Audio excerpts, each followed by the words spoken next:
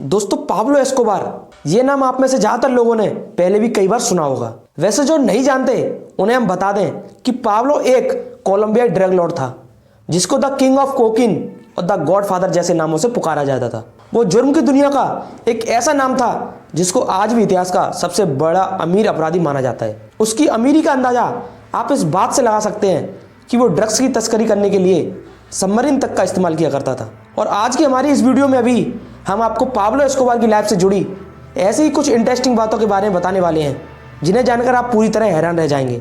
उससे पहले वीडियो को अंत तक जरूर देखें और चैनल पर नए हैं तो चैनल को सब्सक्राइब जरूर करें।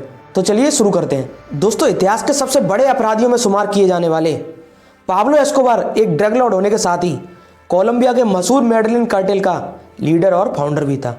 उसको ड्रग एम्पायर इतना ज़्यादा बड़ा था कि पूरी दुनिया की कोकीन मार्केट का 80% से ज़्यादा कंट्रोल उसी के हाथ में था। साथ ही वो दुनिया का पहला और अकेला ऐसा ड्रग ट्रैफिकर था जिसको दुनिया के 10 सबसे अमीर लोगों में शामिल किया गया था। दरअसल फोर्ब्स ने सन 1989 में उसको अपनी लिस्ट के अंदर शामिल किया था जहां उसकी कुल नेटवर्थ 25 बिलियन अमेरिकन डॉलर बताई गई थी। वैसे बहुत से लोग ये भी मानते हैं कि पाब्लो की असल नेटवर्थ 25 बिलियन डॉलर से कई गुना ज़्यादा थी, लेकिन सारी कमाई ब्लैक होने की वजह से उसने दुनिया से इस बात को छिपाया हुआ था। कुछ सोर्सेस बताते हैं कि पाब्लो की एक दिन की कमाई करोड़ों रुपए में हुआ करती थी और चूंकि उसकी सारी कमाई ब्लैक होती थी इसलिए वो अपना पैसा बैंकों की जगह बड़े बड़े गोदामों में भरकर रखता था। कहते हैं कि एक समय ऐसा भी आया था कि पैसे रखने के लिए उसके पास कोई जगह खाली नहीं बची थी, तब उसने जमीन में गड्ढे खुदवाकर वहां अपने पैसे रखे थे। दोस्तों आपको जानकर हैरानी होगी कि उसको अपने नोटों की गड्डियां बनाने के लिए हर महीने 2 लाख रुपए के रबर बैंड खरीदने पड़ते थे। उसके भाई रोबेर्टो एस्कोबार ने बताया था कि पाब्लो के पास इतना ज़्यादा पैसा था कि उसका 10% हिस्सा तो चूहों के कुतरने और नमी के कारण गलकर नष्ट हो गया था। अब दोस्तों पाब्लो की शुरुआती लाइफ की अगर हम बात करें तो उसका जन्म 1 दिसंबर 1949 के दिन कोलंबिया के रियो नेग्रो शहर में रहने वाले एक गरीब परिवार में हुआ था। पाब्लो के पिता एक गरीब किसान थे जो खेतीबाड़ी किया करते थे, जबकि उसकी माँ एक छोटे से स्कूल में टीचर की जॉब करती थी। पाब्लो अपने माता पिता के कुल 7 बच्चों में तीसरे नंबर पर पैदा हुआ था। दोस्तों परिवार बड़ा था और माता पिता की इनकम बहुत ही कम थी, जिसके चलते वो हमेशा अपने घर में पैसों की तंगी देखते हुए बड़ा हुआ था। और पैसों की इसी तंगी की वजह से उसने अपनी टीनेज में पहुंचते ही गलत काम करने शुरू कर दिए थे। दरअसल पाब्लो के एक क्रिमिनल बनने के पीछे कुछ हद तक उसकी माँ को ही जिम्मेदार माना जाता है, क्योंकि जब वो बचपन में कोई गलत काम करता था तो उसकी माँ उसे डांटने की बजाय उल्टा उसके उन कामों को बढ़ावा देती थी। बताया जाता है कि एक बार पाब्लो स्कूल में एग्जाम पेपर चोरी करते हुए पकड़ा गया था। तब उसकी माँ ने उसे यह नसीहत दी थी कि चीज़ें चुराना गलत नहीं है, लेकिन चोरी करते हुए पकड़े जाना ये गलत बात है। और बचपन में इस तरह की नसीहतें मिलने के वजह से ही उसने बहुत कम उम्र में ही गलत काम करने शुरू कर दिए थे। दरअसल अपनी लाइफ के कुछ शुरुआती साल रियो नेग्रो शहर में बिताने के बाद पाब्लो मेडलिन शहर में शिफ्ट हो गया था और इसी शहर में उसने अपने क्रिमिनल करियर की शुरुआत की थी। बताया जाता है कि ड्रग स्मगलिंग के धंधे में उतरने से पहले उसने और भी बहुत छोटे मोटे क्राइम किए थे, जिसमें चोरी, डकैती, गैरकानूनी सिगरेट बेचना और कार चुराने जैसे अपराध शामिल थे। दोस्तों पाब्लो ने अपने बचपन में यह संकल्प लिया था कि अगर 22 साल की उम्र होने तक वो मिलियनेयर नहीं बन गया तो वो खुद को गोली मारकर आत्महत्या कर लेगा। और अपने इस संकल्प को पूरा करने के लिए उसने एक व्यक्ति को किडनैप भी किया था, जिसकी फिरौती में उसने 1 लाख अमेरिकी डॉलर वसूले थे।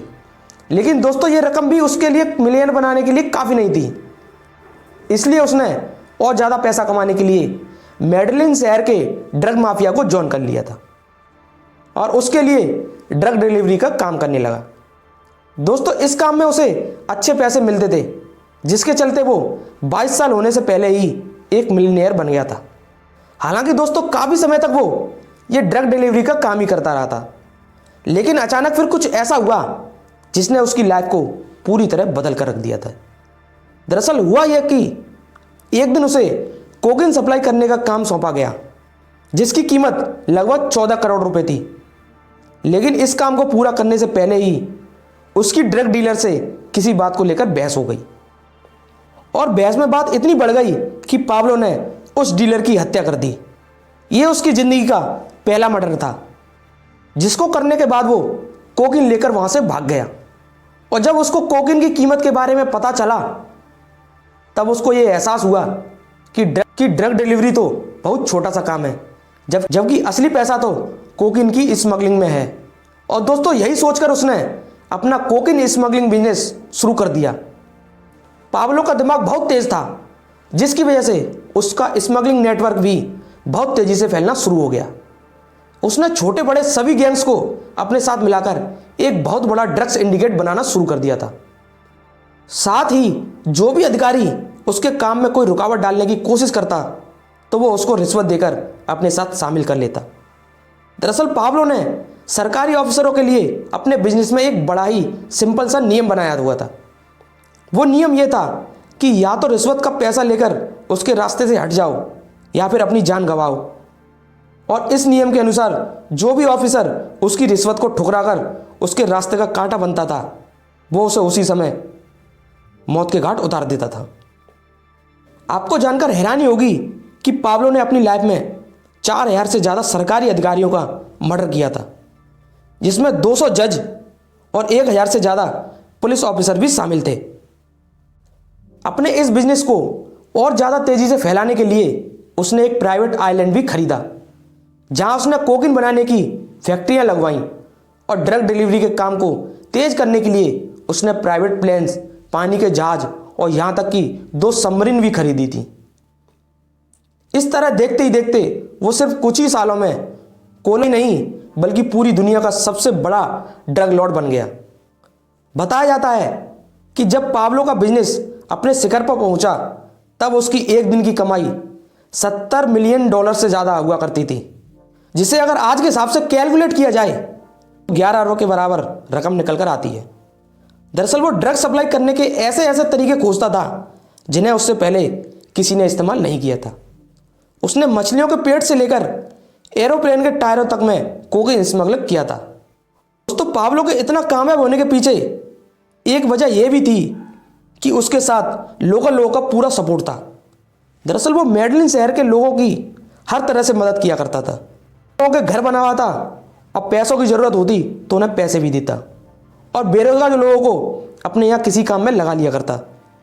इस तरह लोगों की मदद करने की वजह से ही उसकी इमेज मेडलिन के रॉबिन हुड की बन गई थी और वो इस शहर के लोगों के लिए किसी मसीहा से कम नहीं था।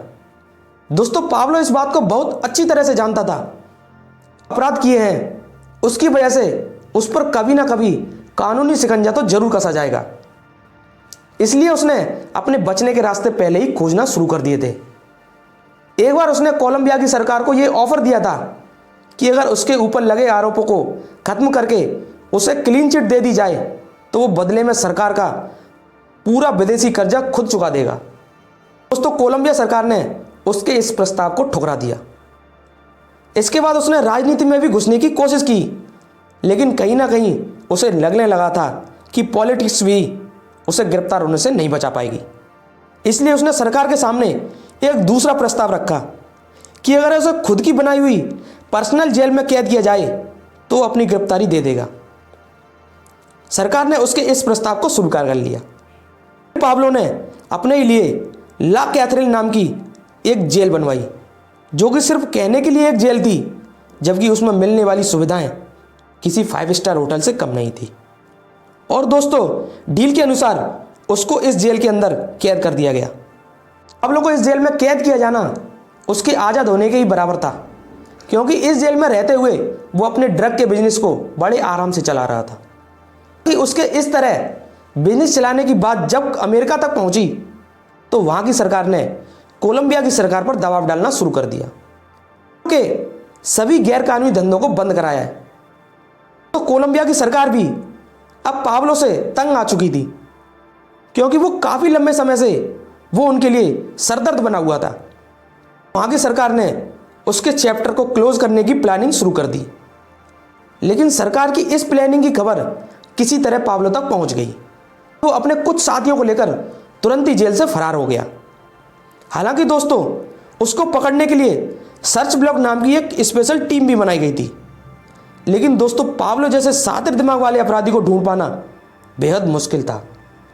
आखिरकार 16 महीने लगातार खोजबीन करने के बाद सर्च ब्लॉक की टीम ने उसे खोज निकाला और 2 दिसंबर 1993 के दिन हुए शूट आउट में वो मारा गया।